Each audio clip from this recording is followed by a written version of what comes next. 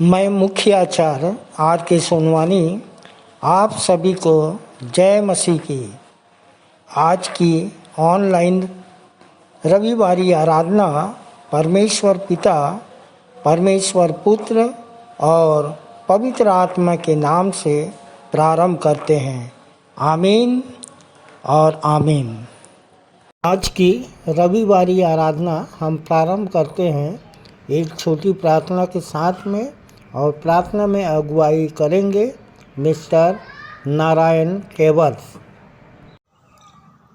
आप सभी को जय मसीह की। मेरा नाम नारायण केवर्थ है। मैं सरसेनी की कलीसिया से हूँ। मुझे शुरुआती प्रार्थना दी गई है। आइए प्रार्थना करें। आइए हाथों को जोड़िए, प्रभु को ध्यान दीजिए। महान सामर्थी और दयालु पिता परमेश्वर, हम एक बार फिर से आपके चरणों के समीप आते हैं और आपको धन्यवाद करते हैं कि आपने हमें रात्रि में सुखदायक नींद दिया, सुबह का सुंदर दिन दिखलाया। इसके लिए धन्यवाद करते प्रभु जी। हम धन्यवाद करते प्रभु जी कि आपने प्रभु जी एक नया दिन आपने हमारे जीवन में जोड़ा। इसके लिए धन्यवाद करते प्रभु जी। हम धन्यवाद करते प्रभु जी कि आज का विश्राम दिन तूने हमें दिखलाया। इसके लिए धन्यवाद करते प्रभु जी। हम धन्यवाद करते प्रभु जी कि आपने हमें प्रभु जी इस समय तक संभाल कर रखा कि हम आपकी आराधना में आ सके, उपस्थित हो सके। इसके लिए धन्यवाद करते हैं प्रभु जी। हम प्रार्थना करते हैं प्रभु जी, जितने लोग प्रभु जी आ रहे हैं प्रभु जी, आने में मदद सहायता अगुवाई कीजिए प्रभु जी। हाँ पिता, उनका चालक मालक आप बनिए प्रभु जी। वो जल्द से जल्द आ सके प्रभु जी और आपकी आराधना में प्रभु जी उपस्थित हो सके प्रभु जी। हाँ पिता, आपकी उपस्थिति को वो महसूस कर सके प्रभु जी। हाँ पिता परमेश्वर, हम प्रार्थना करते हैं हमारे गीतों का गाया जाना और भेंटों का उठाया जाना और प्रभु भोज का लिया जाना प्रभु जी, सभी में आपकी अगुवाई हो प्रभु जी।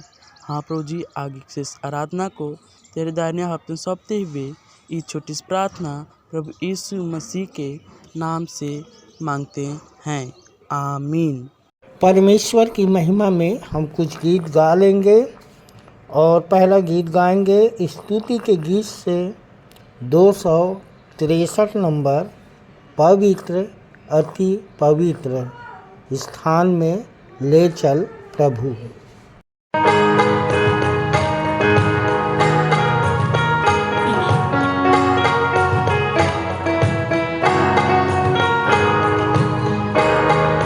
पवित्र अति पवित्र स्थान में ले चल प्रभु।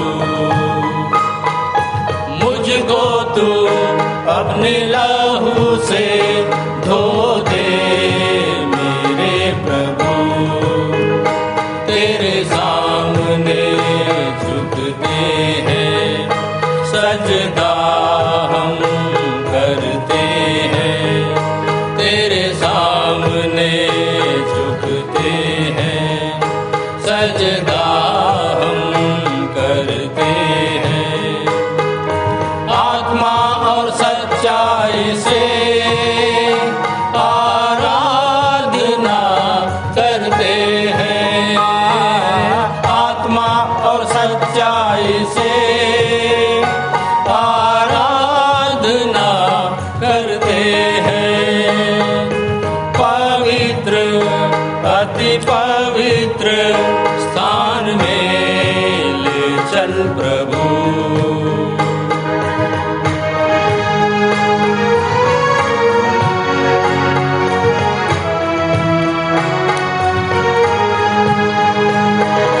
शुद्ध जल तू छिड़क दे, मन को मेरे बदल दे। प्रार्थना है हमारी, आत्मा से तू भर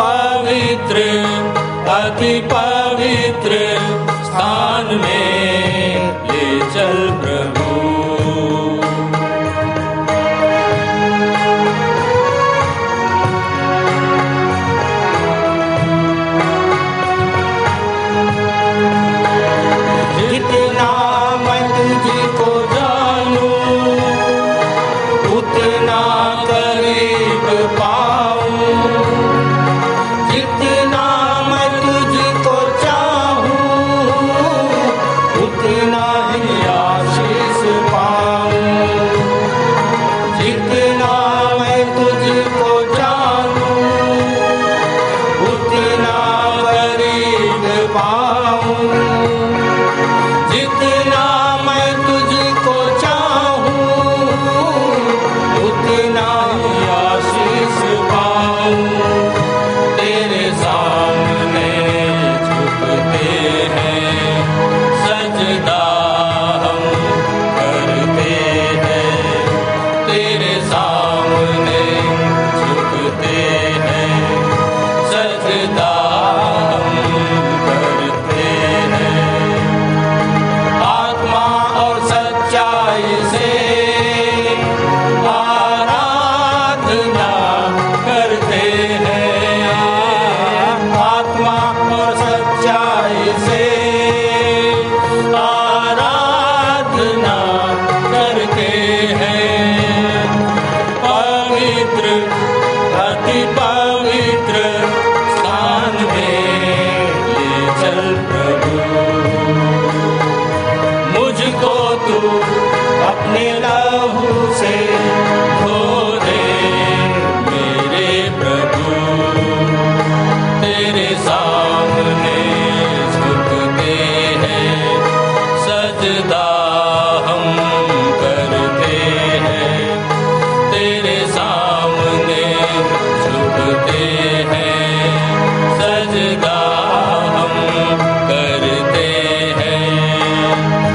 आत्मा और सच्चाई से आराधना करते हैं, आत्मा और सच्चाई से आराधना करते हैं, आराधना करते हैं, आराधना करते हैं।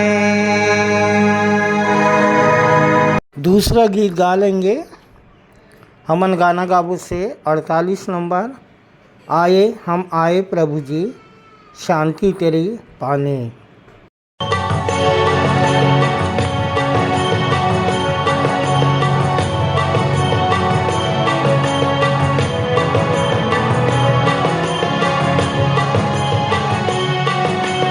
आए हम आए प्रभु जी शांति तेरी पाने, जीवन जल दे प्रभु जी तेरी कृपा पाने।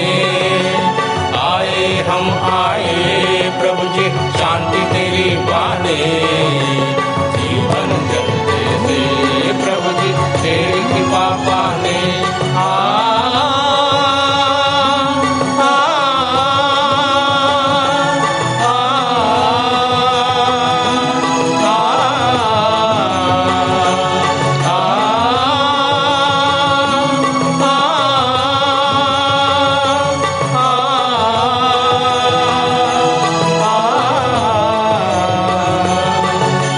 प्रेम दया अनुकंपा का जीवन अपना लो प्रभु जी, स्वीकारो प्रभु जी हमको स्वीकारो। प्रेम दया अनुकंपा का जीवन अपना लो प्रभु जी, स्वीकारो प्रभु जी हमको स्वीकारो। अर्पित जीवन प्रभु तुमको, आए हम आए प्रभु जी शांति तेरी पाने, जीवन जलते थे प्रभु जी तेरी कृपा पाने।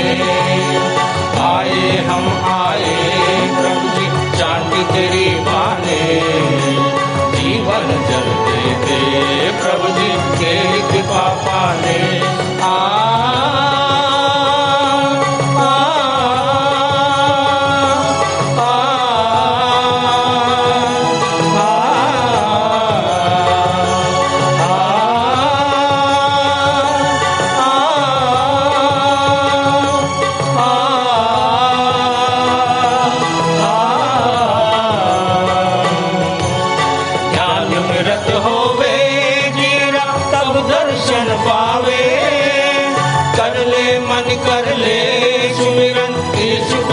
प्यारे।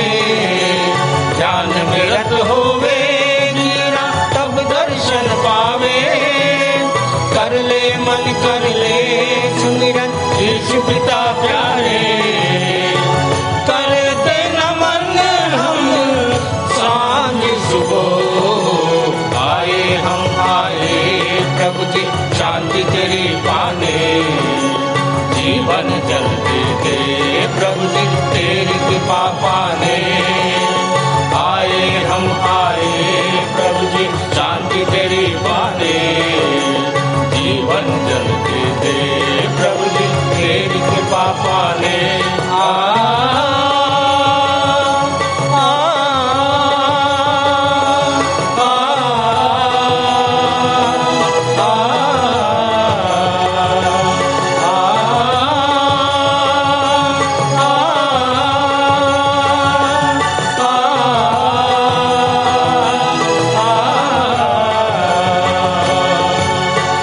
जब निर्मल होवे मनवा आके चरणन पास। देवे धन्यवाद तुझको देवे धन्यवाद। जब जब निर्मल होवे मनवा आके चरणन पास। देवे धन्यवाद तुझको देवे धन्यवाद। देता बल तू मेरे बल को। आए हम आए प्रभु जी शांति तेरी पाने। जीवन जलते दे प्रभु जी तेरी कृपा पाने। आए हम आए प्रभु जी शांति तेरी पाने। जीवन जलते दे प्रभु जी तेरी कृपा पाने।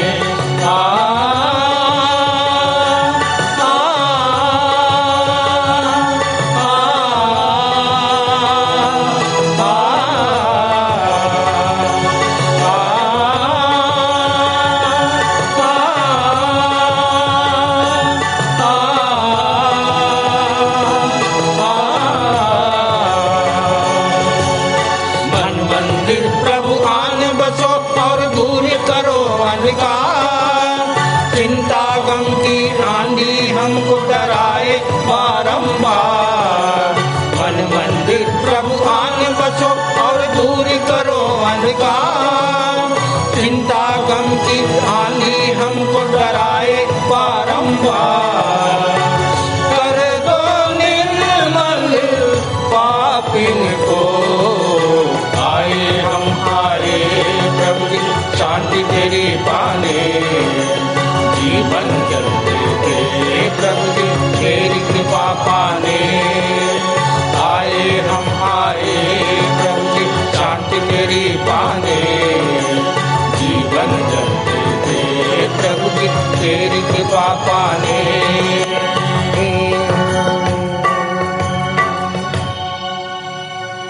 हे यहोवा, मैं तेरा शरणागत हूँ।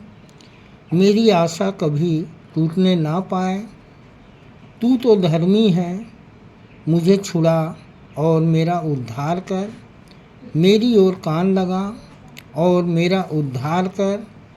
मेरे लिए सनातन काल की चट्टान का धाम बन, जिसमें मैं नित्य जा सकूं। तूने मेरे उद्धार की आशा तो दी है। देश में पहाड़ों की चोटियों पर बहुत सा अन्न होगा, जिसकी बालें लबानोन के देवदारुओं की नाई झूमेगी और नगर के लोग घास की नाई लहराएंगे। उसका नाम सदा सर्वदा बना रहेगा। जब तक सूर्य बना रहेगा तब तक उसका नाम नित्य नया होता रहेगा और लोग अपने अपने को उसके कारण धन्य गिनेंगे। आइए हम सर्वशक्तिमान परमेश्वर पिता की आराधना में जाएं। मुख्य आराधना के प्रारंभ में हम एक गीत गा लेंगे। स्तुति के गीत से 1 नंबर, प्रभु महान विचारू कार्य तेरे।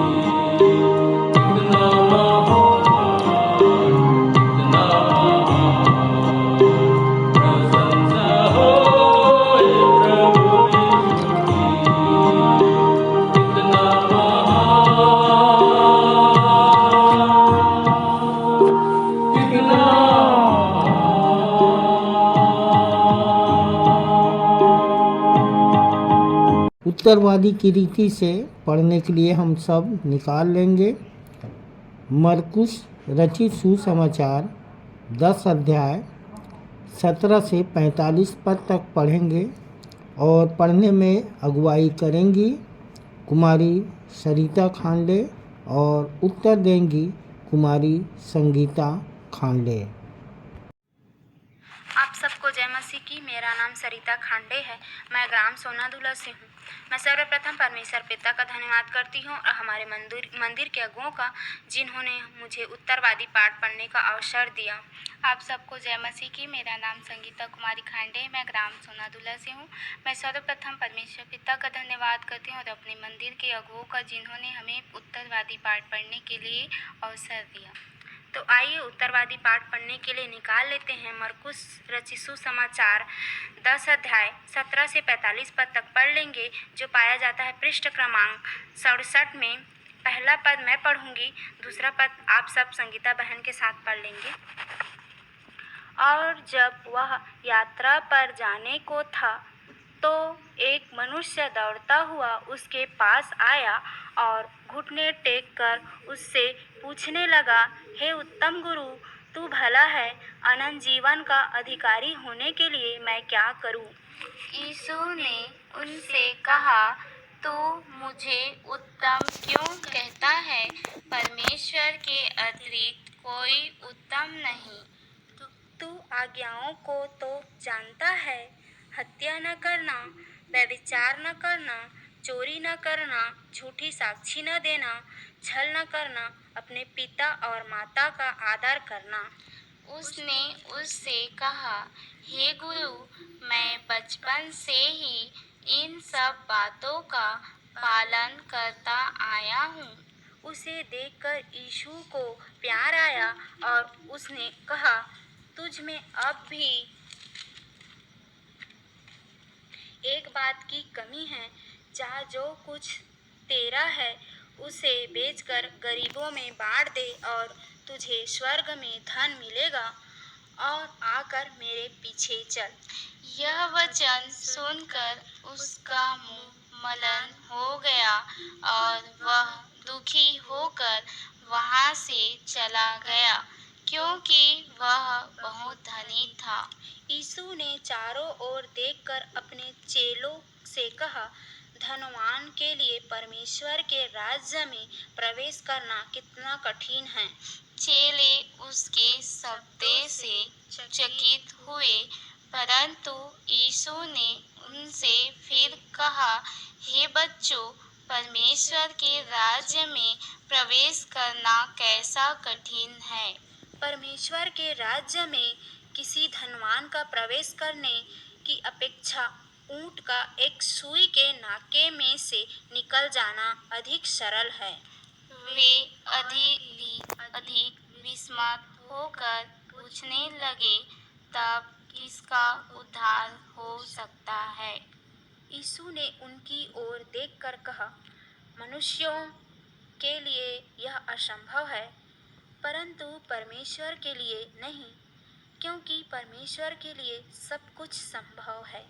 पतरस उनसे कहने लगा, देख, हम तो सब कुछ छोड़कर तेरे पीछे हो लिए हैं। यीशु ने कहा, मैं तुम में से सच सच कहता हूँ, कोई नहीं जिसने मेरे और सुसमाचार के कारण घर या भाइयों या बहनों या माता या पिता या बच्चों या खेतों को छोड़ दिया हो। और वह अब इस वर्तमान समय में घरों, भाइयों, बहनों, माताओं, बच्चों और खेतों को 100 गुना अधिक ना पाए, पर सताव के साथ और आने वाले युग में अनंत जीवन। परंतु बहुत से जो प्रथम हैं अंतिम होंगे और जो अंतिम हैं प्रथम होंगे। और वे यरूशलेम जाते हुए मार्ग में थे और यीशु उनके आगे आगे चल रहा था और वे चकित थे तथा जो पीछे आए थे वे भयभीत थे। वह फिर 12 को अलग ले गया और जो कुछ उसके साथ घटने वाला था उन्हें बताने लगा। देखो, हम यरूशलेम जा रहे हैं और मनुष्य का पुत्र मुख्य याजकों और शास्त्रियों के साथ पकड़वाया जाएगा और वे उसे प्राण दंड के योग्य ठहराकर गैर यहूदियों को सौंपेंगे और वे उनका उपवास रखेंगे, उस पर थूकेंगे, उसे कोड़े मारेंगे और मार डालेंगे और 3 दिन के पश्चात वह पुनः जी उठेगा। तब जब्दी के 2 पुत्र याकूब और यूहन्ना उसके पास आकर कहने लगे, हे गुरु, हम चाहते हैं कि जो कुछ हम तुझ में मांगे और तू हमारे लिए करे। और उसने उससे कहा, तुम क्या जानते हो कि मैं तुम्हारे लिए करूं। उन्होंने उससे कहा, तेरी महिमा में हम में से एक तेरे दाहिने और दूसरे तेरे बाएं बैठें। परंतु यीशु ने उनसे कहा, तुम नहीं जानते कि क्या मांग रहे हो। जो प्याला पीने पर हूँ, क्या तुम पी सकते हो? या जो बपतिस्मा मैं लेने पर हूँ, क्या तुम ले सकते हो? और उन्होंने उससे कहा, हम कर सकते हैं। और यीशु ने उससे कहा, वह प्याला जो मैं पीने पर हूँ तुम पियोगे, और जो बपतिस्मा मैं लेने पर हूँ उसे भी तुम लोगे।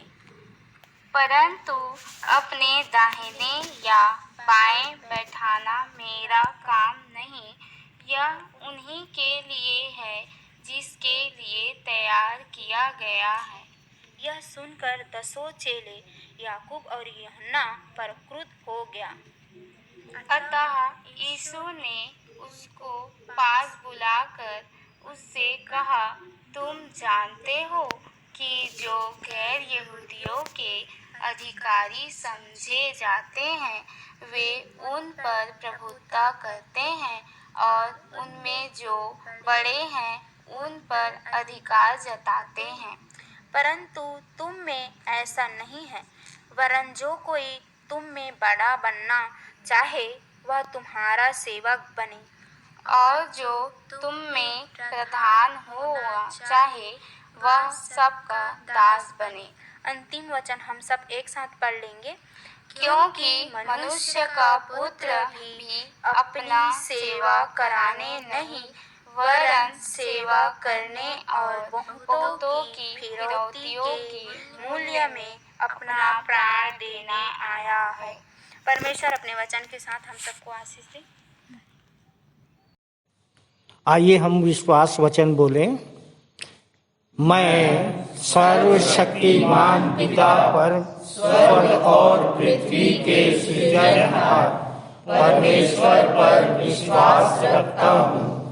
मैं उसके एकलौते पुत्र हमारे प्रभु यीशु मसीह पर, जो पवित्र आत्मा के सामर्थ के द्वारा कुमारी मरियम से जन्मा, जिसने पोंतियुस पिलातुस के राज्य में दुख उठाया, जो क्रूस पर टांगा गया और मारा गया, जो गाड़ा गया और अदृश्य लोक में पहुंचा, और तीसरे दिन मृतकों में से फिर जी उठा, जो स्वर्ग पर चला गया और सर्वशक्तिमान पिता परमेश्वर के दाहिने हाथ विराजमान है, और जीवितों और मृतकों का न्याय करने फिर आने वाला है।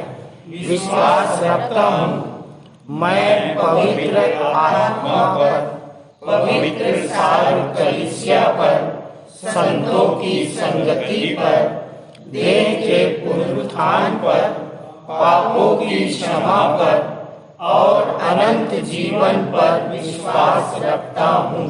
आमीन। सामान्य सामाजिक एवं पारिवारिक कलीसियाई प्रार्थना आचार्य श्री मूर्ति नारायण करोसिया के द्वारा। आप सबको जय मसीह की। मेरा नाम आचार्य मूर्ति नारायण करोसिया है। मंदिर आते 12 वर्ष हो चुके हैं। आइए हम प्रार्थना में जाएं। आंखें बंद करें, हाथ जोड़ें और अपना ध्यान परमेश्वर की ओर लगाएं। हमारे जीवित अनुग्रहकारी दयालु प्रेमी पिता परमेश्वर, बड़े धन्यवाद के साथ यीशु नासरी के नाम से तेरे चरणों के नजदीक आते हैं। धन्यवाद धन्यवाद धन्यवाद देते हैं पिता परमेश्वर। आप दयालु अनुग्रहकारी सर्वशक्तिमान प्रेमी प्रभु परमेश्वर पिता हैं, जीवितों के परमेश्वर है पिता। आप निरंतर प्रभु जी हमारे साथ रहते हैं प्रभु जी। पिता परमेश्वर, आपने हम पर अपार करुणा की है पिता परमेश्वर, कि हम पिता परमेश्वर आपकी हुजूरी में आ सके। हमको पिता परमेश्वर आपने तुच्छों मूर्खों के बीच से उठाया है पिता परमेश्वर, ताकि हम तेरी महिमा करने वाले हो सकें। आपकी इस दया अनुग्रह के लिए लाख लाख धन्यवाद करते हैं प्रभु जी। प्रार्थना करते हैं प्रभु जी, आज की इस आराधना स्तुति में प्रभु जी आप हमारी मदद अगुवाई सहायता करें पिता परमेश्वर। प्रभु जी आप ही इस आराधना में अल्फा और ओमेगा रह सकें। पिता परमेश्वर हम प्रार्थना करते हैं अपने संचालक जी के लिए, सह-संचालक गणों के लिए, आचार्य गणों के लिए पिता, उन सब पर प्रभु जी आपकी बहुतायत की आशीष हो सके प्रभु जी। ये आत्मा और सच्चाई से प्रभु जी आपकी सेवा निर्बाध गति से करने वाले हो सके। प्रार्थना करते हैं प्रभु जी जहाँ कहीं भी आपके नाम का प्रचार प्रसार किया जाता है प्रभु जी, वो सारी बातें फलवंत होने पाए पिता परमेश्वर, और लोग आप सच्चे जीवित परमेश्वर को जानने वाले हो सकें। प्रार्थना करते हैं पिता परमेश्वर मसीह समाज के अगुओं के लिए पिता परमेश्वर, उन सब के जीवन में पिता परमेश्वर आपका भी आशीष में हाथ होने पाए पिता परमेश्वर। वो आत्मा और सच्चाई से पिता परमेश्वर सारे मसीही जनों का पिता परमेश्वर आत्मा और सच्चाई से प्रभु जी संचालन करने वाले हो सकें, उन्हें आपकी भेद भरी बातों को बता सकें प्रभु जी, और समाज में आगे बढ़ने के लिए पिता परमेश्वर एक प्रेरणा के स्रोत बनने वाले हो सके। प्रार्थना करते हैं प्रभु जी आज जहाँ कहीं भी आराधना होती है पिता परमेश्वर, वहाँ आपकी उपस्थिति को चाहते हैं पिता परमेश्वर। आपकी उपस्थिति के कारण ही पिता परमेश्वर वो आराधना आगे हो सके पिता परमेश्वर, और सारी बातें पिता परमेश्वर तुझ में होकर होने वाली हो सके। पिता परमेश्वर प्रार्थना करते हैं आज के वचन के लिए पिता परमेश्वर, जो वक्ता आज यहाँ पर बोलते हैं पिता परमेश्वर, उनमें पिता आपकी आत्मा बोल सके पिता, बोलने वाली वो नहीं प्रभु जी, आपकी आत्मा हम सबको सिखाने वाली हो सके पिता, और जो संदेश हमें मिलता है प्रभु जी उसके अनुसार हम चलने वाले हो सके। प्रार्थना करते हैं प्रभु जी विश्वासी मंदिर में चल रहे जितने भी प्रोजेक्ट और कार्य हैं पिता परमेश्वर, उन सब पर आपकी आशीष हो प्रभु जी। वो सारे कार्य पिता परमेश्वर बिना किसी बाधा के निर्बाध गति से पूरे होने पाए, किसी प्रकार की कोई भी कमी घटी पिता परमेश्वर होने ना पाए पिता परमेश्वर। आप स्वर्गीय भंडार से पिता उन सारी कमियों को पूरा करने वाले हो सके पिता परमेश्वर। प्रार्थना करते हैं पिता जो लोग पहली बार इस मंदिर में आते हैं प्रभु जी, वे भी पिता परमेश्वर सच्चे परमेश्वर पिता को जान सकें, और पिता परमेश्वर एक बड़ी गवाही का कारण बनने वाले हो सकें। उनके जीवन में भी पिता परमेश्वर ऐसी परिस्थितियाँ बार बार आए पिता कि वे पिता आपकी महिमा को करने वाले हो सकें। पिता परमेश्वर हम प्रार्थना करते हैं संडे स्कूल के लिए, उन बच्चों के लिए पिता परमेश्वर कि जो दो नन्हे मेमने हैं पिता परमेश्वर, जो पिता तेरे वचनों को सीखते हैं पिता परमेश्वर। प्रभु जी उन सब पर तेरी आशीष को चाहते हैं कि वे पिता परमेश्वर तेरी कलीसिया के एक मजबूत और दृढ़ स्थायी खंभे बनकर प्रभु जी तेरी कलीसिया को मजबूत करने वाले हो सकें, और प्रभु जी यही मसीह समाज के आधार स्तंभ बन सकें। प्रभु जी जो टीचर उन्हें पढ़ाते हैं पिता, उन्हें भी पिता सच भला मन दीजिए पिता, वे भी उन मेमनों की अच्छा चरवाहा बनकर चरवाही करने वाले हो सकें। प्रार्थना करते हैं प्रभु जी मिशन हॉस्पिटल के लिए, यहाँ जो मरीज आते हैं पिता परमेश्वर, वे पिता परमेश्वर शारीरिक रूप से भी चंगाई पा सकें, और इसके अतिरिक्त आत्मिक रूप से भी चंगाई को पाने वाले हो सकें। जो डॉक्टर्स नर्सेस जो कर्मचारी हैं पिता, जो उनकी सेवा करते हैं पिता, उन्हें भी आप आशीष दीजिए पिता परमेश्वर कि ऐसे भले कार्यों में निरंतर पिता अपना सहयोग करें, और पिता उनकी सेवा फलवंत होने पाए। पिता परमेश्वर हम प्रार्थना करते हैं हमारे देश के लिए, ताकि हमारे देश में भी अमन और शांति बनी रहे पिता, किसी भी प्रकार के पिता परमेश्वर द्रोह की भावना हमारे जनता के बीच में ना जाने पाए पिता परमेश्वर। सभी पिता प्रभु जी देश में अमन और शांति से रह सकें। हमारे देश के जो संचालक हैं पिता परमेश्वर, उन्हें भी भला मन दे पिता परमेश्वर कि वो भी पिता परमेश्वर अपने देश का संचालन उचित रीति से करने वाले हो सकें। पिता परमेश्वर प्रार्थना करते हैं प्रभु जी आज की आराधना में पिता जो वचन बोला जाता है, जो संदेश दिया जाता है, जो गीत गाए जाते हैं, जो प्रभु बोध दिया जाता है, जो भेंटें चढ़ाई जाती है पिता, उन सब पर तेरी आशीष बनी रहे प्रभु जी, और वो सारी बातें तुझे सुखदायक सुगंध के रूप में ग्रहण योग्य होने पाए। पिता परमेश्वर, जो पहली बार यहाँ पर आए हैं पिता, वो भी पिता जो बीमार हैं उन्हें आप चंगाई दीजिए। यीशु नासरी के नाम से वो चंगाई को प्राप्त कर सकें। जो शैतानी शक्तियों से ग्रसित हैं छुटकारा पाएँ, और पिता परमेश्वर तेरे नाम की महिमा करते हुए सच्चे परमेश्वर के लिए एक बड़ी गवाही का कारण बनने वाले हो सकें। सारी बातों के लिए हम आपको आदर महिमा गौरव देते हैं पिता परमेश्वर। पूरी आराधना को तेरे सर्व सामर्थ्य हाथों में सौंपते हैं। छोटी विनती प्रभु यीशु मसीह के नाम से मांगते हैं, आमीन आमीन। ये समय है संदेश का। सह संचालिका डॉक्टर अल्पना राम जी के द्वारा हम संदेश सुन लेंगे, जिनका विषय है घर पहुंचना है अनंत तक। घर पहुंचना है अनंत तक, तो पहला सा प्रेम रखना होगा अंत तक। प्रकाशित वाक्य 2:3-4 पर इनका संदेश आधारित है। आप सबको जय मसीह की। आज संदेश का मेरा विषय है घर पहुंचना है अनंत तक, तो पहला सा प्रेम रखना है अंत तक। प्रकाशित वाक्य 2 उसका 3 और 4 पद यहाँ पर कहता है कि तू धीरज तो धरता है और मेरे लिए दुख उठाते उठाते थका नहीं, परंतु प्रियो, ये शब्द हम सुनना नहीं चाहते। उदाहरण के लिए कि क्वायर तुमने बहुत अच्छा गीत गाया, पर करोसिया भाई आपने बहुत अच्छी कविता बोली, पर। तो प्रियो, जीवन में भी ऐसे ही होता है। पर के पहले का वाक्य जो होता है वो तारीफ़ का होता है, और पर के बाद का जो वाक्य है वो कमी को दर्शाता है। तो पर के पहले का वाक्य हमें दे देता है जोश, और उसके बाद होता है आक्रोश। और जीवन में भी ऐसा ही होता है।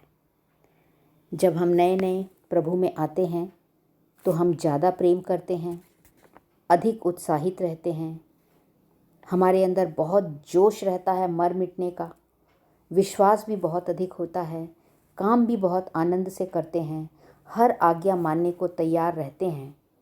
प्रियो, ऐसे ही इफिसुस की कलीसिया भी थी, और इसमें बहुत सारी ऐसी अच्छी बातें थीं कि ये काम करने वाली कलीसिया थी, परिश्रम करने वाली थी, धीरज धरने वाली कलीसिया थी। इसके बारे में ये भी लिखा है कि तू बुरे लोगों को देख नहीं सकता, और झूठे प्रेरितों को परखने वाली कलीसिया भी थी। ये कलीसिया प्रभु के लिए दुख उठाने वाली कलीसिया थी, और निकुलइयों के कामों से घृणा करने वाली कलीसिया थी। निकुलई जो लोग थे, इस मत के जो लोग थे, ये समझौतावादी लोग थे। ये हर प्रकार के कार्य कर लेते थे। तो ऐसे लोगों से ये कलीसिया घृणा करती थी। और ये कलीसिया प्रेम करने वाली कलीसिया भी थी। इतने सारी अच्छी बातें, इतने सारे गुण इस कलीसिया में थे, पर इसके विरुद्ध भी एक चार्ज था, एक दोष था, एक शिकायत थी परमेश्वर को कि तूने अपना पहला सा प्रेम छोड़ दिया है। और कहता है कि चेत कर कि तू कहाँ गिरा, और पहले के समान काम कर। और प्रियो, प्रेम कर तो ये कलीसिया कर रही थी, परंतु इतनी सी एक छोटी कमी थी इसके अंदर कि ये पहला सा प्रेम नहीं कर रही थी, और उसके लिए दंड भी बताया गया है। प्रभु कहता है कि नहीं तो मैं तेरे दीवट को उसके स्थान से हटा दूंगा। प्रियो, पहला सा प्रेम ये होता है जब हम परमेश्वर के प्रति पूर्ण आज्ञाकारी होते हैं। नीति वचन 3:5 के अनुसार हम संपूर्ण मन से परमेश्वर पर आश्रित रहते हैं, जैसा एक छोटा बच्चा अपनी माँ पर आश्रित रहता है। पर जैसे जैसे हम धन, पद प्रतिष्ठा अनेक प्रकार के वरदानों में बढ़ते जाते तो पहला सा प्रेम छोड़ते जाते। प्रियो, जब बैठने के लिए सोफ़ा नहीं होता था तो घुटनों के बल ज़्यादा समय बीतता था। जब देखने के लिए टीवी नहीं था तो बाइबिल पढ़ा करते थे। जब मोबाइल की रिंग नहीं बजती थी तो परमेश्वर की सुनते थे। आज एक छोटा सा मैसेज आता है, तुरंत हम मोबाइल खोलते हैं। जब तेज रफ्तार वाली गाड़ी नहीं थी तो प्रभु के भवन में समय से पहुंचते थे। जब पैसे कम थे तो परमेश्वर को ज़्यादा देते थे। जब हाथों में मोबाइल नहीं था तो कहते थे, बोल यहोवा सुनता तेरा दास। और मोबाइल आने के बाद, अरे यार, अरे भाई बोल, आज कहाँ चलने का प्लान है। प्रियो, इतना ज़्यादा हम बदल जाते हैं। और प्रियो, पहला सा प्रेम हम तभी तक करते हैं जब तक रहते हैं निर्बल, और पहला सा प्रेम से गिरा देते हैं 4 प्रकार के बल। और जब हम पहला सा प्रेम करना छोड़ देते हैं तो इसके लक्षण दिखाई देने लगते हैं। इसके सिम्टम्स हैं बुरा मानना, जवाब देना, मुंह फुला लेना, आज्ञा मानने में आनाकानी करना, उपस्थिति कम हो जाना, पीठ पीछे बुराई करना, दूसरों को भड़काना, हर बात में, हर कार्य में नुक्स निकालना। प्रियो, परमेश्वर का आत्मा बहुत ही सेंसिटिव है, बहुत ही संवेदनशील है। यशाया उसके 42वें अध्याय के 8वें पद में कहता है, मैं अपनी महिमा दूसरे को न दूंगा, मैं यहोवा हूँ। परमेश्वर हमसे द्वयम दर्जे का प्रेम नहीं चाहता। He deserves only our first love. परमेश्वर हमारे पहले प्रेम का हकदार है। क्यों? एक गीत हम गाते हैं, आज और कल और हर हमेशा यीशु एक सा है, हम बदलते वो न कभी, उसके नाम की जय। प्रियो, परमेश्वर हमसे वैसा ही प्रेम रखता है जैसा वो पहले रखता था। आइए पढ़ें यूहन्ना उसका 13वां अध्याय और उसका पहला पद। मैं आप लोगों के सामने पढ़ देती हूँ। इसमें इस प्रकार से लिखा है, फसह के पर्व से पहले जब यीशु ने जान लिया कि मेरी वह घड़ी आ पहुँची है कि जगत छोड़कर पिता के पास जाऊँ, तो अपने लोगों से जो जगत में थे जैसा प्रेम वो रखता था, अंत तक वैसा ही प्रेम रखता रहा। तो प्रियो, परमेश्वर क्यों हमसे पहला सा प्रेम चाहता है? क्योंकि परमेश्वर भी हमसे पहला सा प्रेम करता है। परमेश्वर का प्रेम कभी बदलता नहीं है। और प्रियो, जब हम पहला सा प्रेम बनाए रखते हैं तो हमें अनेक प्रकार की आशीषें मिलती हैं। हनोक के विषय में लिखा है कि वो 365 वर्ष तक परमेश्वर के संग संग चलता रहा, एक जैसा प्रेम रखता रहा, और अंततः वो मरा नहीं, वो ऊपर उठा लिया गया। एलीशा अपने स्वामी एलिया से अंत तक वैसा ही प्रेम किया और उसे डबल सामर्थ मिल गई। प्रियो, पतरस ने जब यीशु का इनकार किया 3 बार और यीशु का पुनरुत्थान हुआ मरने के पश्चात, तो यीशु ने पतरस से 3 बार पूछा, हे शमौन यूहन्ना के पुत्र, क्या तू मुझसे प्रेम रखता है? प्रियो, परमेश्वर चाहता है कि हम परमेश्वर से पहला सा प्रेम रखें, अर्थात वही प्रेम जब हम प्रभु में नए नए थे वैसा ही प्रेम हम रखें। परंतु प्रियो, कुछ लोग ऐसे भी थे जैसे शाऊल, सुलेमान, मूसा, दाऊद, कहीं ना कहीं इन्होंने पहला सा प्रेम छोड़ दिया और इनाम पाने से वंचित रह गए। चेलों की मृत्यु के विषय हम पढ़ते हैं और वो इस बात को प्रमाणित करती है कि वे अंतिम क्षण तक पहला सा प्रेम रखते रहे। हो सकता है बीच में थोड़ा सा गड़बड़ भी हुआ, परंतु ये फिर से वैसा ही प्रेम रखते रहे। पतरस क्रूस पर उल्टा लटकाकर मार दिया गया। मत्ती इथोपिया में तलवार से मारा गया। अंद्रयास जो था वो एक्स आकार के क्रूस पर बांधकर कोड़ों से मारा गया। थोमा मद्रास के पास भाले से उसकी हत्या कर दी गई। मतिया को पत्थर से मारकर सर काट डाला गया। याकूब जो यूहन्ना का बड़ा भाई था, हेरोदेस ने मंदिर के कंगूरे पर जहाँ यीशु की परीक्षा ली गई थी तलवार से सर कटवा दिया। तद्दई का अरारात शहर में उसको तीरों से मारा गया। प्रियो, ये सारी बातें ये बताती हैं, इनकी मृत्यु, इनका अंत, चेलों का अंत ये बताता है कि ये यीशु से पहला सा प्रेम रखते रहे और प्रियो इन्होंने अनंत में प्रवेश किया। एक छोटा सा वाकया मैं बताना चाहती हूँ। मैक्सिको ओलंपिक्स हो रहा था 1968 में, और वहाँ पर एक खिलाड़ी था जो मैराथन दौड़ में तंजानिया देश से शामिल होने के लिए मैक्सिको पहुँचा था और उसका नाम था जॉन स्टीफन अखबारी। और ये जो मैराथन दौड़ होती है ये लंबी दूरी की दौड़ होती है और 42 अर्थात 42 किलोमीटर की ये दौड़ थी। और सब करीब 75 लोग जो थे उन्होंने इसमें भाग लिया इस दौड़ में, और वो दौड़ना शुरू किए। और जब 19 किलोमीटर तक ये व्यक्ति पहुंचा दौड़ में, तो ये दूसरे खिलाड़ी से टकरा गया। वहाँ पर कुछ धक्का मुक्की होने लगी, दूसरे खिलाड़ी से ये टकरा गया और इसके जो घुटने थे वो उखड़ गए। इसका जो घुटने की कटोरी थी वो अपनी जगह से खसक गई। इसके कंधे में चोट आ गई और वहाँ पर डॉक्टर्स की जो टीम थी उन्होंने फर्स्ट एड करके इसके घुटने को थोड़ा बैठाया और इसको ये एडवाइस दिया कि अब दौड़ से निकल जाओ। परंतु ये व्यक्ति जो था ये लंगड़ाते लंगड़ाते दौड़ने लगा, जिस तरह से भी इससे बन रहा था। और ऐसा हुआ कि दौड़ जो थी वो ख़त्म हो गई। वहाँ पर जो पहला विनर था वो 2 घंटे 20 मिनट में उसने दौड़ को पूरी कर लिया और वहाँ पर जो विजेता थे वो सब घोषित कर दिए गए।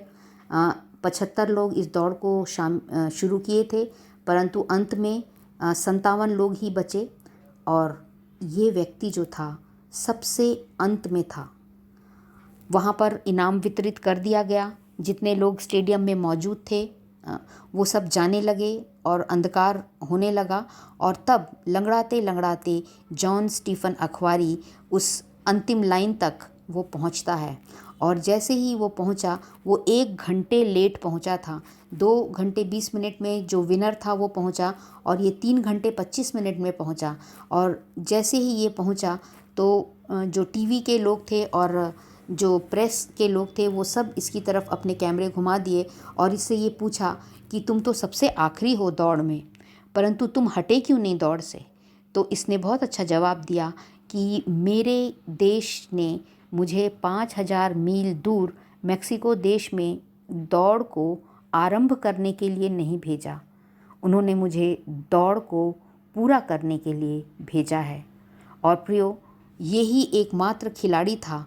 अगले दिन जब पेपर्स आए, न्यूज़पेपर आए, तो उसमें विजेता का जो नाम था और विजेता की फ़ोटो थी वो बहुत छोटी सी छपी थी, परंतु इसकी बहुत बड़ी बड़ी फ़ोटो छपी थी और उसके आगे लिखा हुआ था द लास्ट विनर।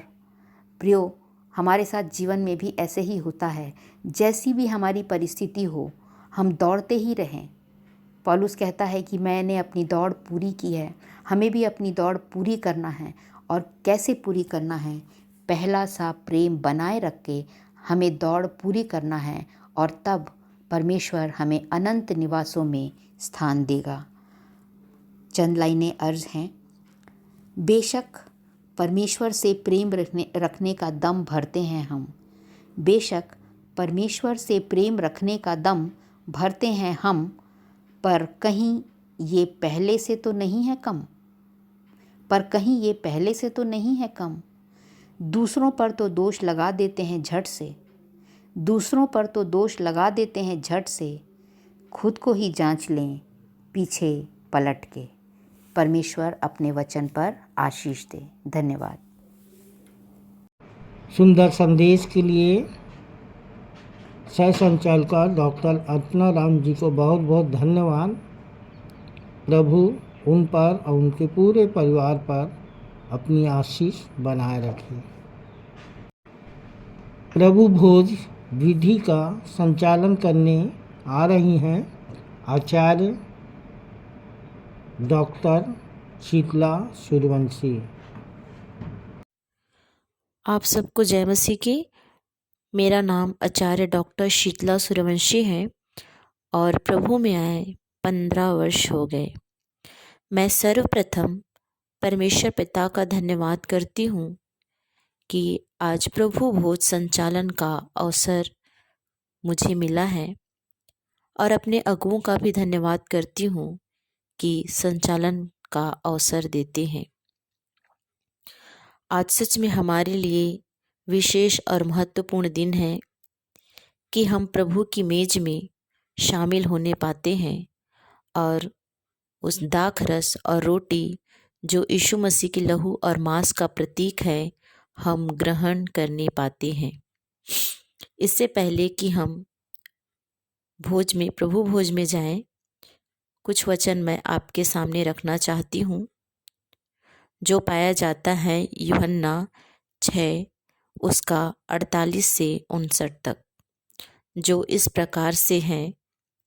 हमारे पूर्वज जंगल में ही मर गए खाकर मन्ना, हमारे पूर्वज मर गए जंगल में खाकर मन्ना, अधूरी रह गई कनान जाने की तमन्ना, अधूरी रह गई कनान जाने की तमन्ना। आज हम कौन सी रोटी खाएं, आज हम कौन सी रोटी खाएं कि अनंत जीवन पाएं। जो नहीं जानता था पाप को, जो नहीं जानता था पाप को, वो अपने ऊपर ले लिया दुनिया के श्राप को, वो अपने ऊपर ले लिया दुनिया के श्राप को।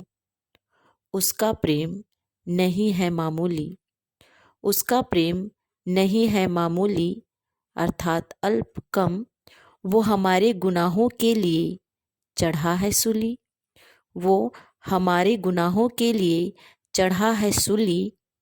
यीशु ने कहा मैं जीवित हूँ पिता के कारण, मैं जीवित हूँ पिता के कारण।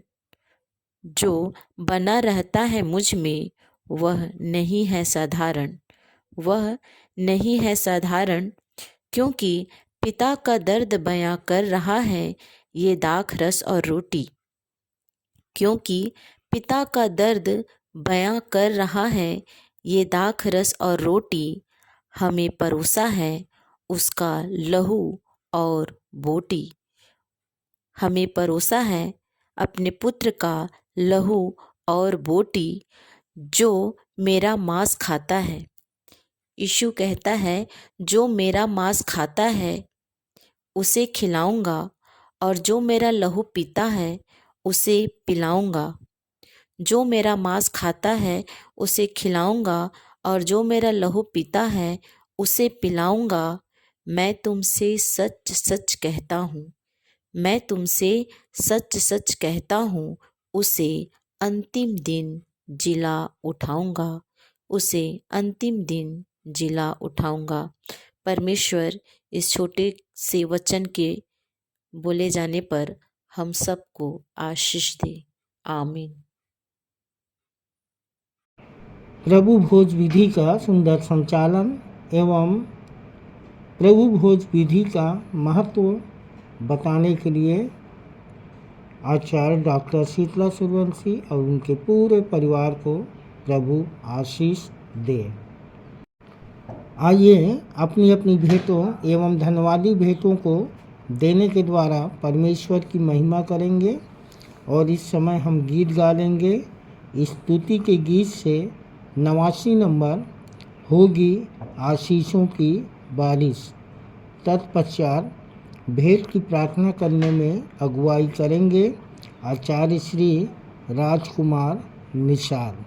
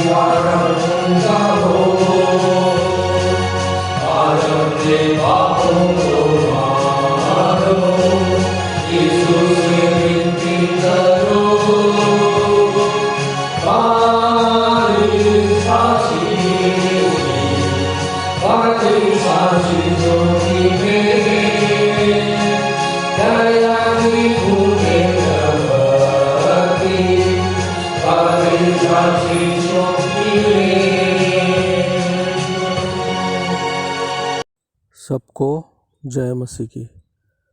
मेरा नाम आचार्य राजकुमार निषाद है। प्रभु में मुझे 12 वर्ष हो गया है।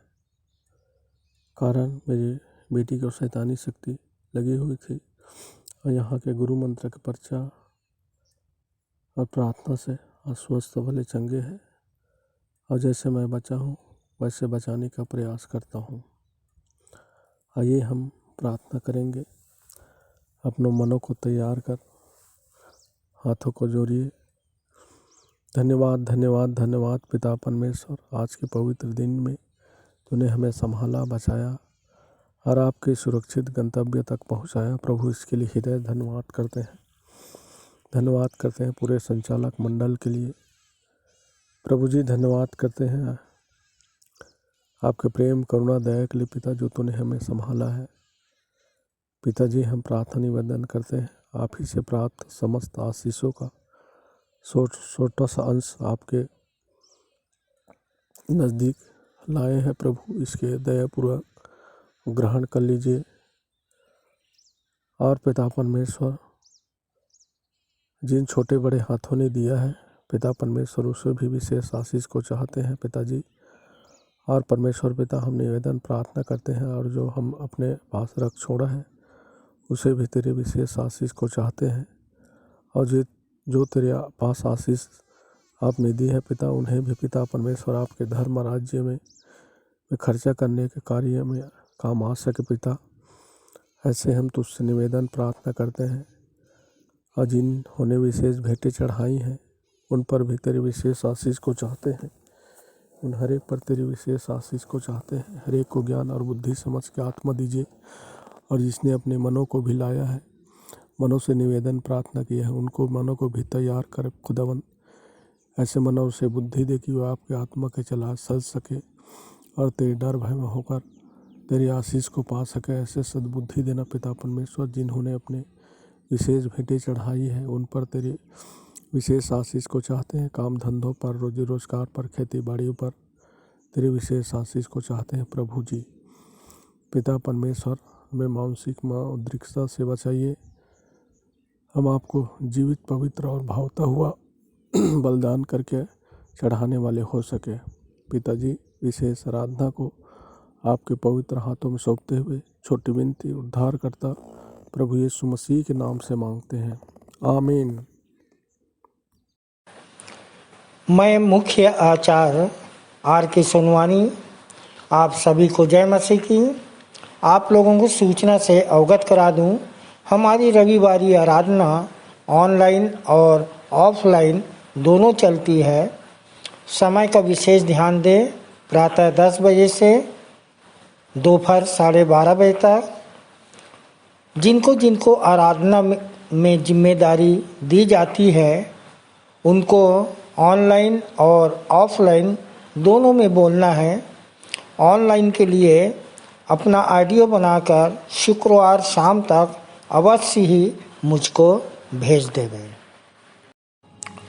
विशेष सूचना, प्रायः यह देखा जा रहा है कि ऑनलाइन आराधना में जो प्रार्थना उत्तरवादी पाठ है, जो संदेश है कि रिकॉर्डिंग शुक्रवार शाम तक नहीं भेजी जाती, जिससे शनिवार रात भर सेटिंग करने में लग जाता है। अतः अब संचालक मंडल द्वारा निर्णय लिया गया है कि जिसकी रिकॉर्डिंग शुक्रवार शाम तक नहीं पहुंचेगी उसे आने वाले समय में अवसर नहीं दिया जाएगा। तदनुसार इस आदेश का कड़ाई से पालन किया जाएगा। आदेशानुसार संचालक मंडल, विश्वासी मंदिर, बिलासपुर। 10/3/2024 की रविवारी आराधना के लिए आप लोगों को सूचित कर दूं, जिसका संचालन आचार्य श्री संतोष सोनवानी करेंगे। प्रारंभिक प्रार्थना श्रीमती राजेश्वरी राय के द्वारा। उत्तरवादी पाठ यूहन्ना रचित सुसमाचार 14 अध्याय हम पूरा पढ़ लेंगे और पढ़ने में अगुवाई करेंगी कुमारी दीपांजलि केवट और उत्तर देंगी कुमारी भारती साहू। सामान्य सामाजिक एवं पारिवारिक कलीसियाई प्रार्थना आचार्य श्री पंडित चंद्रशेखर देव तिवारी शास्त्री के द्वारा। संदेश होगा आचार्य श्री राम मनोहर पांडे के द्वारा, जिनका विषय है संसार का सरदार कितना भी दे टक्कर, संसार का सरदार कितना भी दे टक्कर, पवित्र आत्मा करेगा निरुत्तर। यूहन्ना 16:8-11 आप अपने संदेश के लिए ले सकते हैं। प्रभु भोज विधि का संचालन आचार्य कुमारी प्रतिभा शेष के द्वारा। भेद की प्रार्थना सहायक सह आचार्य श्री राजेंद्र गंगावानी के द्वारा। मुख्य संदेश उत्तरवादी पाठ पर हम अपने संचालक जी से सुन लेंगे। अंतिम प्रार्थना श्री सुनील कोसरिया के द्वारा और सह संचालक डॉक्टर अल्पना राम जी की आशीष से सभा का समापन करेंगे। धन्यवाद। आइए अंत में सुन लेते हैं अपने मंदिर के संचालक जी द्वारा पिछले सप्ताह के संदेशों की समीक्षा एवं उत्तरवादी पाठ पर संक्षिप्त टिप्पणी तथा आज के व्यवहारिक जीवन में इसका उपयोग। प्रभु यीशु मसीह के मधुर और मीठे नाम में फिर से आप सबको एक बार जय मसीह की। प्रियो, पहला कुरिन्थियों 1:25-27 में लिखा है कि मैंने जगत के मूर्खों को चुन लिया है कि ज्ञानवानों को लज्जित करे, क्योंकि परमेश्वर की मूर्खता मनुष्यों के ज्ञान से ज्ञानवान है। जब इस वचन को हम मनन करते हैं तो जैसा हमारे विश्वासी मंदिर के संदेशों का के लिए जो परिधि निर्धारित की गई है कि इस परिधि के अंतर्गत ही संदेश दिए जाएं, और वो है यूहन्ना 3:11-12। हम जो जानते सो कहते हैं, जो देखते हैं हम उसकी गवाही देते हैं। और फिर से एक गवाही है हमारे आचार्य श्री अनिल भोरे भाई की कि जबकि उनने स्कूल का मुख नहीं देखा और कोरोना जैसी गंभीर बीमारी में भी भाई के बड़े गंभीर ऑपरेशन हुए और बड़ी अद्भुत रीति से वो परमेश्वर के लिए जीते गए हैं। और उन्हीं का पहला संदेश था पिछले सप्ताह, और जिसका विषय था कि देने जीवन को गति कितनी ज़रूरी है संगति। प्रेरितों के काम 2:42 से 47 पर आधारित था इनका वचन। और भाई ने बहुत ही सुंदर गवाही के साथ संदेश का प्रारंभ किया। बताया कि 13 वर्ष पहले वो प्रभु में आए थे और परमेश्वर के संगति के महत्व को भाई ने बताया कि कैसे परमेश्वर की संगति में मूसा चला और सारे इजरायली जो बंधुआई में थे उनको परमेश्वर के आदेशों के विषय में बताया, जो निर्गमन 20:8 से 10 में है कि कैसे 7वें दिन को पवित्र मानना है, विश्राम करना है। और वो स्वयं संगति में था और उसी के संगति में होने के कारण से वो इजरायलियों को छुड़ा सका। और इब्राहिम भी परमेश्वर के संगति में चला और पितामह कहलाया। और एलिशा नामान कोढ़ी को चंगा कर सका। और आदम भी परमेश्वर की संगति से दूर हुआ तो कष्टों से भर गया। और पौलुस सिलास भी जेल में थे और इसलिए कि वो प्रभु के संगति में थे, और भूकंप आया और वे आज़ाद हो गए। ये है परमेश्वर की संगति का प्रभाव।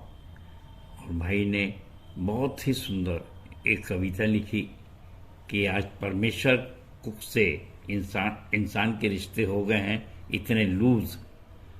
आज परमेश्वर से इंसान के रिश्ते हो गए हैं इतने लूज, तो फिर कैसे बने हम पतरस और पौलुस। भर रखा है मन वचन में संसार दुनियादारी का भूसा। भर रखा है मन वचन में संसार दुनियादारी का भूसा, तो कैसे बने हम एलिया और मूसा। छोड़कर बेकार की चिंता और सारी दुनियादारी, हम सब वचन की संगति में रहें, जिससे वचन हो जाए देहधारी और इससे शैतान पर हम सब हो जाएं भारी।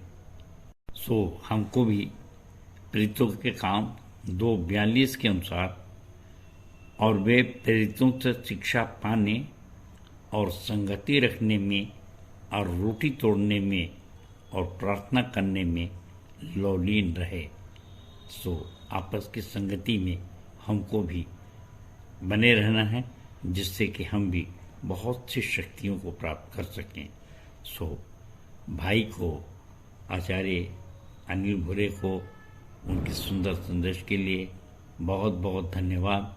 परमेश्वर आपको बहुतायत की आशीष दे।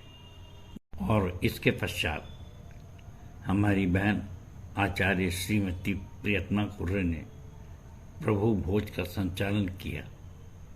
और बहन ने बताया कि 23 वर्ष पूर्व वो भी कैसी शैतानी शक्ति से ग्रसित थी और उद्धार की खोज में भटकती थी। और आज मनुष्य उद्धार की खोज में भटक रहा है और मनुष्य अपने उपायों से उद्धार प्राप्त नहीं कर सकता। इसलिए परमेश्वर ने ये उपाय किया कि अपने पुत्र को दे दिया।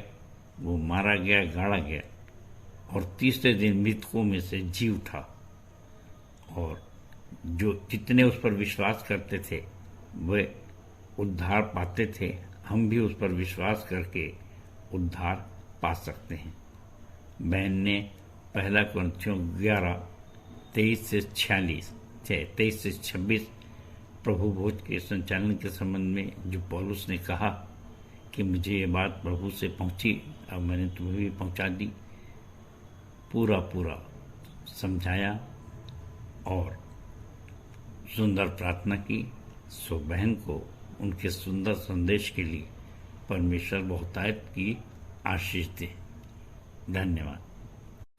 और प्रियो, इसके पश्चात मेरा संदेश था मत्ती 21:23 से 46 पे। और देखिए कि धीरे धीरे हम उस ओर बढ़ रहे हैं जहाँ यीशु मसीह ने क्रूस उठाया। हम गुड फ्राइडे मनाने जा रहे हैं, शुभ शुक्रवार। और इसके पश्चात यीशु के पुनरुत्थान दिवस को भी मनाएंगे। और यीशु मसीह अपने सब काम को बड़ी रफ्तार से अब कर रहे हैं। और मत्ती 21 के प्रारंभ में के 22 पद तक की बातें मैंने बताया था कि यीशु मसीह यरूशलेम में प्रवेश कर रहे हैं गधी पे सवार होकर के। और शास्त्री और फरीसी पूछ रहे हैं कि देख रहे हो कि लोग क्या कहते हैं इसके बारे में। और फिर बड़े अधिकार के साथ उन्होंने मंदिर की सफाई की और अधिकार के साथ अंजीर के वृक्ष को श्राप भी दिया, फल ना पाकर। और जो चेले आश्चर्य कर रहे थे उनको विश्वास के महत्व को बताया। सो जब ऐसे काम कर रहे थे यीशु मसीह, तो शास्त्री और फरीसियों को बड़ी समस्या पैदा हुई। रोजी रोटी की चिंता होने लगी, उनका महत्व कम हो रहा था। अतः उनने ये प्रश्न कर दिया 23 से 27 पद में कि तू ये काम किसके अधिकार से करता है। प्रियो, आज ये प्रश्न हमारे बीच में भी, खासकर मेरे ऊपर भी ये किया गया था कि आपका अभिषेक नहीं हुआ है, आप पढ़े लिखे पास्टर नहीं हैं, तो फिर कैसे प्रचार करते हैं। और प्रियो, मेरे पास जो जवाब था वो है फलों को दिखाना।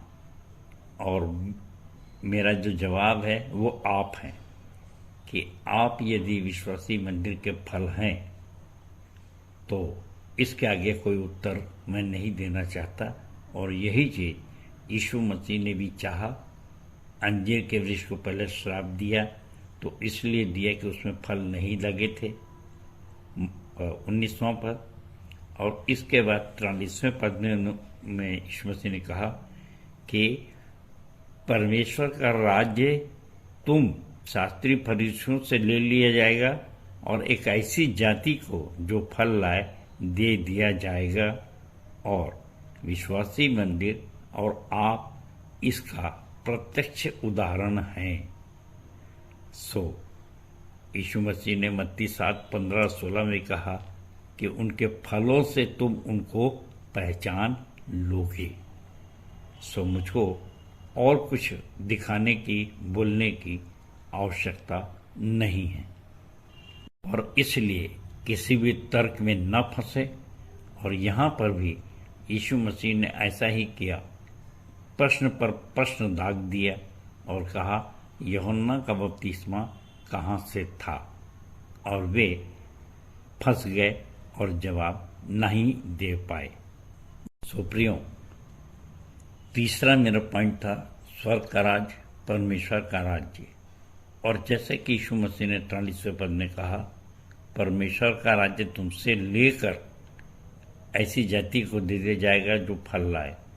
सो मैंने बताने की कोशिश किया कि लूका 17:20-21 में लिखाया है कि उसको मैं कितने शास्त्री फरीसी आकर यीशु मसीह से पूछने लगे, उसकी परीक्षा करना चाहते कि स्वर्ग का राज, परमेश्वर का राज कब आएगा, कैसे आएगा। और उसने कहा कि स्वर्ग का राज प्रत्यक्ष रूप से नहीं आता, लोग यह ना कहेंगे यहाँ है और वहाँ है, पर मैं कहता हूँ कि स्वर्ग का राज तुम्हारे बीच में है। सो प्रियो, हम उसी स्वर्ग के राज में जी रहे हैं। और यहाँ पर जैसे यीशु मसीह ने बताया 28 से 32 पद में कि 2 पुत्रों का दृष्टांत बताया कि एक ने आज्ञा तो दी जाती है, एक हाँ कहकर नहीं जाता और दूसरा नहीं कर बाद में पछता कर जाता है। तो जो हाँ कह के नहीं जाते उनके लिए यीशु मसीह ने कहा कि तुमसे पहले वेश्याएं और महसूल लेने वाले स्वर्ग राज में प्रवेश करते हैं। सो ये जो सेटअप है हमारा वो स्वर्ग राज्य का है और यहाँ पर हमारे प्रकाशन और दर्शन और कार्य को जो करता है, स्वीकार करता है और फल लाता है, वो यहाँ पे टिका रहता है और नहीं तो वो किसी काम का नहीं होता।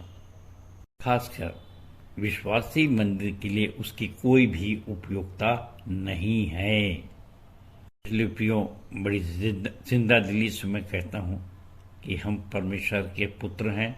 जैसे लिखाया है कि जितनों ने उससे ग्रहण किया उसने उन्हें पुत्र होने का अधिकार दिया। तो आपने अगर सच्चे मन से ग्रहण किया है तो आप पुत्र हैं।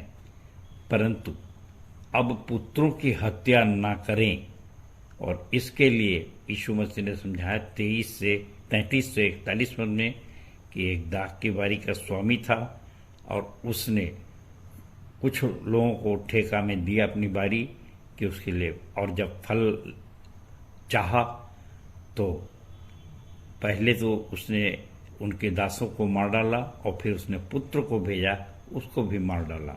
सो प्रियो, ये समझ के कि ये दाग की बारी कि हम स्वामी बन जाएंगे। सो इस बात के लिए सुनिश्चित रहिए, कभी कोई नई आत्मा को ठोकर का कारण मत बनिए। और हम जैसे पुत्र हैं दूसरे पुत्रों की भी आप सम्मान करें और हमसे किसी पुत्र की हत्या ना हो। प्रियो, इस विचारधारा पे दृढ़ रहें, क्योंकि हम तो निकम्मे पत्थर थे संसार के लिए, परंतु हमको राजमिस्त्री और निकम्मा ठहराया, परंतु परमेश्वर ने हमको कोने का सिरा बनाया है 42वें पद के अनुसार। और इसलिए 44 से 46 पद पे हमको ये भी अधिकार दिया गया है कि जो इन पर गिरेगा चकनाचूर हो जाएगा। सो महायाजक फरीसी शास्त्री समझ गए कि वो हमारे विषय में कहता है और उन्होंने उसे पकड़ना भी चाहा, पर वो डर गए, नहीं पकड़ पाए।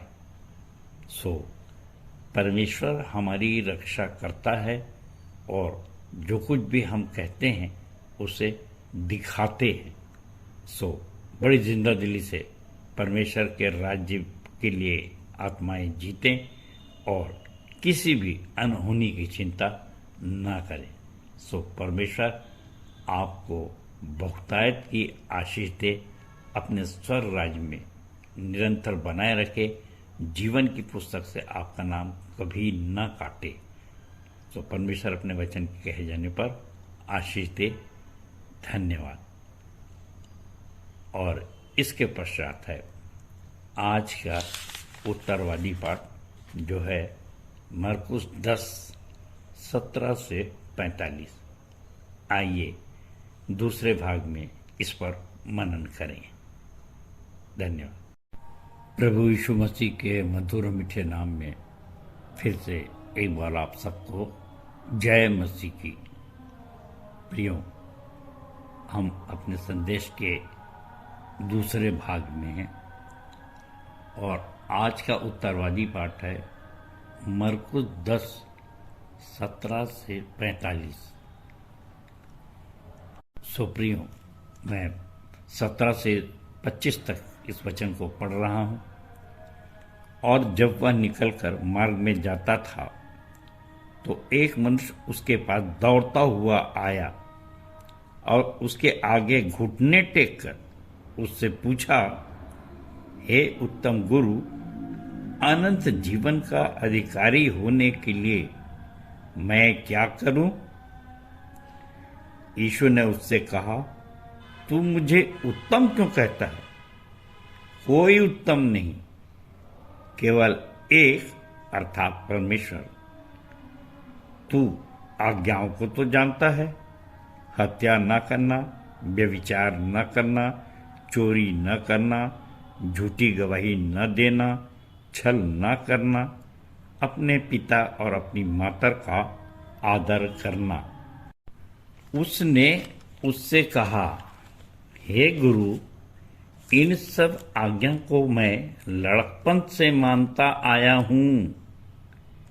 यीशु ने उस पर दृष्टि करके उससे प्रेम किया और उससे कहा, तुझ में एक बात की घटी है, जा, जो कुछ तेरा है उसे बेचकर कंगालों को दे और तुझे स्वर्ग में धन मिलेगा, और आकर मेरे पीछे हो ले।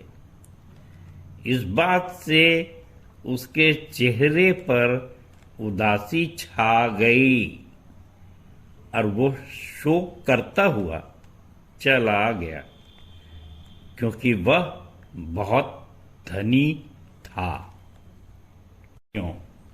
इसके पहले कि हम वचन में आगे बढ़ें, मैं आपको बताना चाहता हूं कि यदि एक पाठ भी बाइबल का नए नियम का हम ईमानदारी से पढ़ें और न केवल पढ़ें पर समझकर उसको आत्मसात करके और उस पे चलने का प्रयास करें, तो निश्चित रूप से हम अनंत जीवन के अधिकारी हो सकते हैं। बहुत ज़्यादा पढ़ने लिखने की, बहुत ज़्यादा बाइबल का ज्ञान रखने की और कोई आवश्यकता नहीं है, परंतु सवाल ये है कि हम एक आज्ञा को तो माने। यहाँ पर देखिए, ऐसी ही कुछ स्थिति है। बात 2 या 3 मिनट की थी और मैंने उसे पढ़ दिया कि कैसे वो दौड़ता हुआ आ रहा है, घुटने टेक रहा है और उसको पूरा विश्वास है कि ये मुझको अनंत जीवन का अधिकारी बना सकता है, परंतु एक बात नहीं करने के कारण से वो अनंत जीवन का वो जो मौका था, हाथ में आई मीरास को भी वो छोड़ गया, नहीं पाया। प्रियो, इस संबंध में एक कविता मैंने लिखा था, जो कविता नंबर 10 है हमन गाना गवन में, और उसके एक पैरा को मैं पढ़ रहा हूँ और इसका शीर्षक है, जिसके पास पुत्र है उसके पास जीवन है, और जिसके पास परमेश्वर का पुत्र नहीं उसके पास जीवन भी नहीं। 1 यूहन्ना 5:12 पर। और इसका तीसरा पैराग्राफ है कविता का, सुनकर यह संदेश एक धनी मनुष्य आया यीशु के पास, बोला, हे उत्तम गुरु, कौन सा काम शेष है जो करूं? लड़कपन से सारी आज्ञाएं मानता आया हूं, परंतु अनंत जीवन की गारंटी अभी तक नहीं पाया हूं। यीशु ने कहा, हे वत्स, सारी संपत्ति देकर कंगालों को जो मेरे पीछे हो लेता है, मेरा पिता भी आसमान के झरोखे खोलकर उसको अद्भुत आशीषें देता है। मलाकी 3:10। अनंत जीवन की यह दलील धनी को नहीं आई रास होकर निराश वापस लौट गया, छोड़ हाथ में आई मिरास। 1 पत्रस 1:4। तब यीशु ने चेलों से कहा, अनंत जीवन की बात तो दूर रही, धनी इस लोक में भी चैन की नींद नहीं सो पाएगा सबोपदेशक 5:12, क्योंकि स्वर्ग के राज से ऊंट भले ही निकल जाए पर धनी अटक जाएगा। मत्ती 19:24। ऐसा क्यों होता है? क्योंकि A1 का जमाना है। जीवन को कौन पूछता है? जीवन तो 7वें नंबर पर है, A1 पहले होता है। और A1 बंगला, A1 गार्डन, A1 कार आदि रखकर भी आज का धनी अनंत जीवन के लिए तड़पता और रोता है। सो आंख उठाकर देखो धनी भाइयों, धनी भाइयों, ड्योढ़ी में बैठा लाजर और दयावंत शिमरोनी आज भी इब्राहिम की गोद में चैन की नींद से सोता है। लूका 16:19 और 10 और 33। प्रियो, आज के संदेश में आगे बढ़ने से पहले मैं बताना चाहता हूँ कि देखिए, ये मरकुस 10 का पाठ है जिसके 1 से 12 में यीशु मसीह ने ब्याह और त्यागने के विषय में बहुत कुछ लिखा और बताया कि कैसे ये व्यभिचार में परिणित हो जाता है और हमको व्यभिचार से बचना है। और हम जानते हैं कि यीशु मसीह ने कहा कि जो बुरी दृष्टि से किसी स्त्री को देख लेता है वो व्यभिचार कर लेता है। तो पुरुषों के लिए ये बड़ी समस्या होती है कि क्या हम व्यभिचार कर रहे हैं अथवा नहीं कर रहे हैं, और कर बैठे हैं तो कैसे उसका प्रायश्चित करें और भ्रमित न हो, प्रेषण में न जाएं, निराश न हो, क्योंकि बाइबल में सबका समाधान है। और इसके पश्चात अभी जो हमने पढ़ा कि धनी और इब्राहिम के बीच में एक बड़ी खाई है जिससे पार करना कठिन है। और ऐसी परिस्थिति में किसी पुरुष ने, जिसका नाम पतरस था, अब वो पतरस यहाँ पर पूछ रहा है 26 और 27 पद में कि प्रभु फिर किसका उद्धार हो सकता है। आप इशारों को समझिए कि कितनी मुश्किल वाली बात है धनी होने से बचना और व्यभिचारी होने से बचना। क्योंकि बड़ा अच्छा लगता है कि हम तो कह देते हैं, जैसे इस धनी ने भी कहा कि बचपन से सारी आज्ञाएं मानता चलाया हूँ, न मैं व्यभिचारी हूँ और न मैं कोई धनी हूँ। और कुछ समझ में नहीं आ रहा कि मैं कहीं रॉन्ग साइड में हूँ, मैं तो बिल्कुल सही साइड में हूँ। इसलिए चेलों की जो समस्या थी मैं आपके सामने पढ़ दे रहा हूँ 26वां और 27वां पर, जहाँ इस प्रकार से लिखा है, वे बहुत ही चकित होकर आपस में कहने लगे, तो फिर किसका उद्धार हो सकता है। यीशु ने उनकी ओर देखकर कहा, मनुष्यों से तो यह नहीं हो सकता, परंतु परमेश्वर से हो सकता है, क्योंकि परमेश्वर से सब कुछ हो सकता है। प्रियो, यहाँ पर पौलुस की भी चिंता थी। रोमी 7:19 देखेंगे तो उसने कहा कि जिस बुराई की इच्छा नहीं करता वही मैं करता हूँ। और फिर इसका निदान क्या होगा। फिर उसने रोमी 7:24-25 में इसका निदान भी बताया। और यहाँ पर इस प्रकार से लिखा है कि मैं कैसा अभागा मनुष्य हूँ, मुझे इस मृत्यु की देह से कौन छुड़ाएगा। मैं अपने प्रभु यीशु मसीह के द्वारा परमेश्वर का धन्यवाद करता हूँ। निदान, मैं आप बुद्धि से तो परमेश्वर की व्यवस्था का, परंतु शरीर से पाप की व्यवस्था का सेवन करता हूँ। प्रियो, परमेश्वर के 3 उपाय आपके सामने मैं रख रहा हूँ। पहला यह है रोमी 8:13 पद, जहाँ इस प्रकार से लिखा है, क्योंकि यदि तुम शरीर के अनुसार दिन काटोगे तो मरोगे, यदि आत्मा से देह की क्रियाओं को मारोगे तो जीवित रहोगे। पहला। दूसरा है पहला यूहन्ना 3 और 9। जो कोई परमेश्वर से जन्मा है वह पाप नहीं करता, क्योंकि उसका बीज उसमें बना रहता है और वह पाप कर ही नहीं सकता, क्योंकि परमेश्वर से जन्मा है। तीसरी बात, ये जो कविता पढ़ी गई 10 नंबर की, उसका आखिरी पद, जिसके पास प्रेम आनंद मेल नहीं वह जान ले कि यीशु का जीवन कोई खेल नहीं। धीरज कृपा भलाई से जो दुश्मन की राह में कांटे नहीं बोता है, परम पिता की संतान वह होता है। लूका 6:35।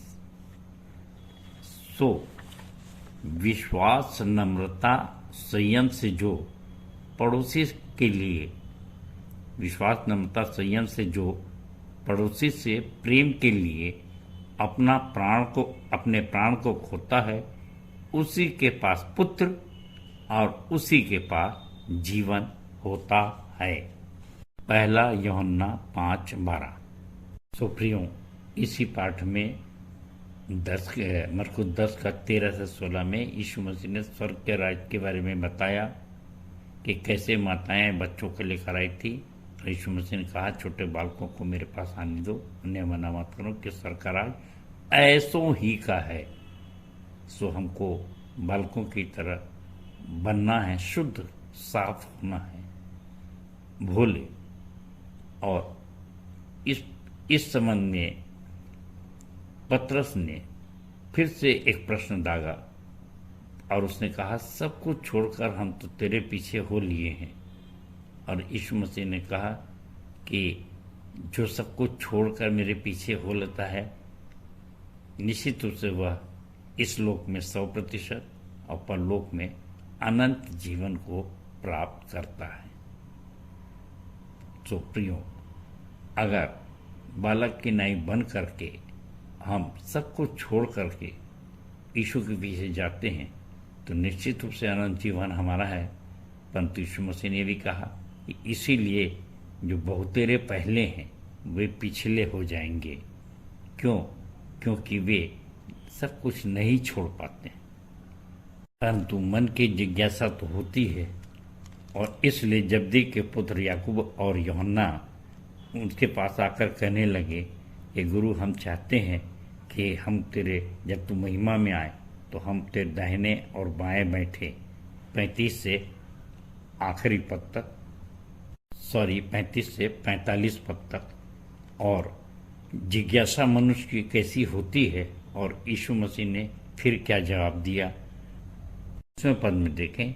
यीशु ने उनसे कहा, तुम नहीं जानते कि क्या मांगते हो?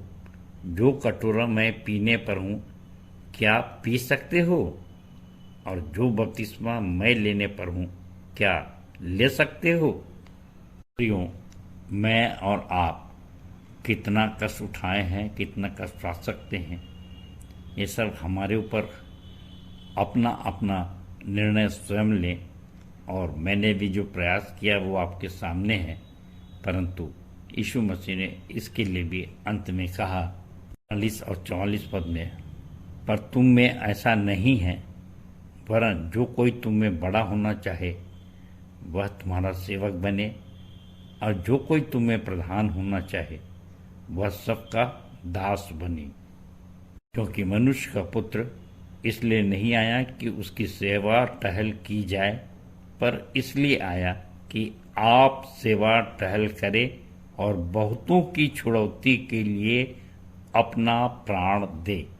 सो प्रियो, आज के वचन का सारांश यही है कि व्यभिचार और धनी के होने के पाप से पवित्र आत्मा की शक्ति के द्वारा बचें और प्रकाशित वाक्य 3:21 के अनुसार जय पाकर अपने प्रभु यीशु के साथ सिंहासन पर बैठें।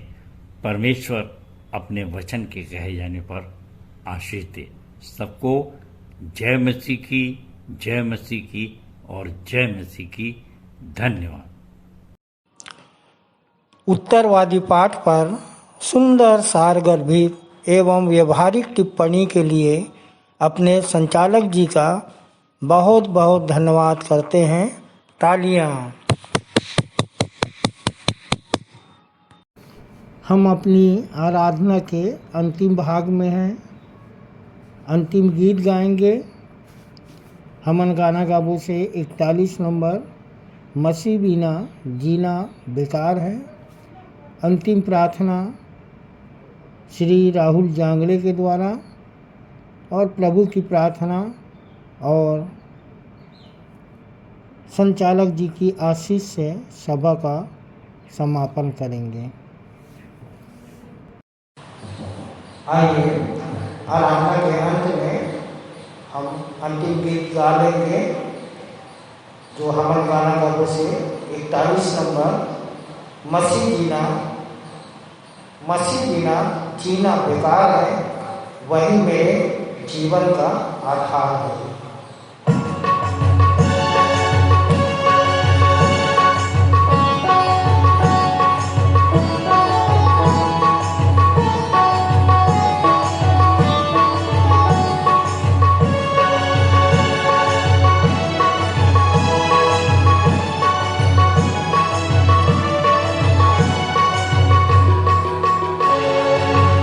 बिना जीना बेकार है, वही मेरे जीवन का आधार है। मसीह बिना जीना बेकार है, वही मेरे जीवन का आधार है। जीना मसीह है, मरना है। जीना मसीह है, मरना है। जीना मसीह है, मरना है। जीवन तैयार है। जीना मसीह है,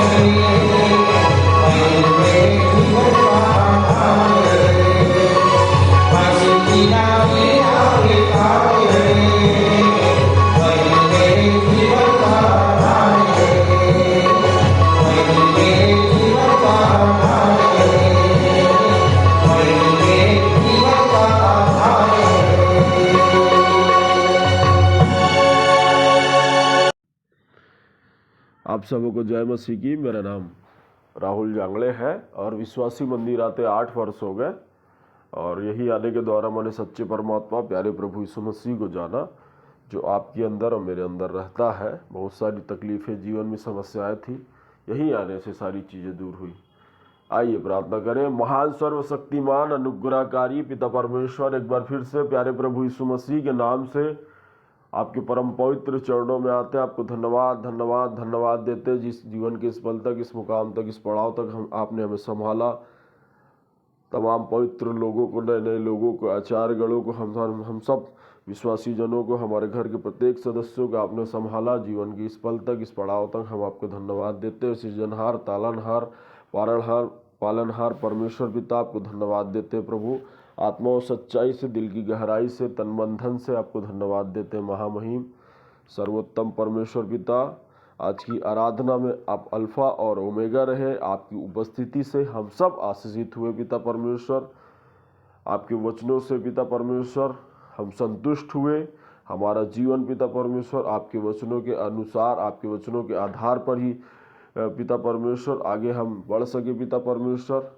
और प्रभु, जो वचन आज हमारे आपके दास भक्त बताएं पिता परमेश्वर, प्रभु वो हमारे जीवन में लाभदायक हो और उस पर चल के प्रभु तेरे नाम को इस दुनिया में रोशन करने वाले हो सके पिता परमेश्वर। ऐसा आपसे प्रार्थना, विनती, निवेदन करते हैं महामहिम पिता परमेश्वर। आज के भेंटों का चढ़ाना, गीतों का गाना, प्रभु भोज ग्रहण करना, नई नई आत्माओं के साथ मिलकर आपकी आराधना करना पिता परमेश्वर, सारी चीज़ें आपको ग्रहण योग्य हो सके पिता परमेश्वर। ऐसा आपसे प्रार्थना करते हैं महामहिम। बीते सप्ताह आपने हमें संभाला पिता परमेश्वर, आपको कोटि कोटि धन्यवाद देते हैं। आने वाले सप्ताह भी आप हमें संभालें, हमारे परिवार को, हमारे घर के प्रत्येक सदस्यों को, तमाम पासवानों को, हम सबको संभालना प्रभु, ताकि फिर से आपके भवन में आत्मा और सच्चाई से आराधना करने के लिए आने वाले हो सके पिता परमेश्वर।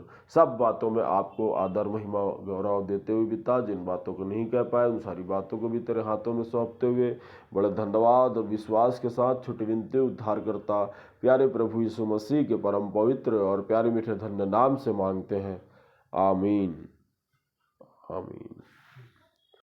हे हमारे पिता, तू जो स्वर्ग में है, तेरा नाम पवित्र माना जाए, तेरा राज्य आए, तेरी इच्छा जैसे स्वर्ग में पूरी होती है वैसे ही इस पृथ्वी पर भी पूरी हो। हमारे दिन भर की रोटी आज हमें दे, और जैसे हमने अपने अपराधियों को क्षमा किया है वैसे ही तू भी हमारे अपराधों को क्षमा कर, और हमें परीक्षा में ना डाल, परंतु बुराई से बचा, क्योंकि राज्य, पराक्रम और महिमा सदा तेरे ही हैं, आमीन। और अब शांतिदाता परमेश्वर, जिसने भेड़ों के महान रखवाले हमारे प्रभु यीशु मसीह को सनातन वाचा के लोहू द्वारा मृतकों में से जीवित कर दिया, तुम्हें सब भले गुणों से परिपूर्ण करे, जिससे तुम उसकी इच्छा पूरी करो और जो कुछ उसकी दृष्टि में प्रिय है वह यीशु मसीह के द्वारा हमारे अंदर पूरा करे। उसी की महिमा युगान युग होती रहे, आमीन।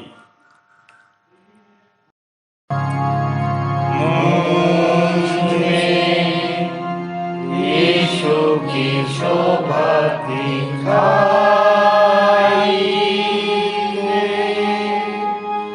उसका अद्भुत प्यारा संगीत माता हे तू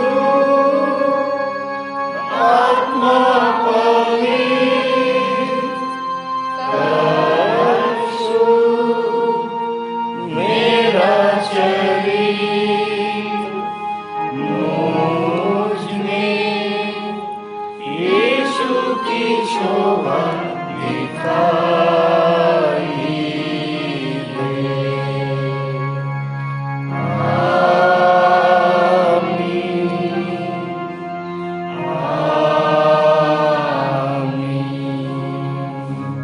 आप सबको जय मसीह की।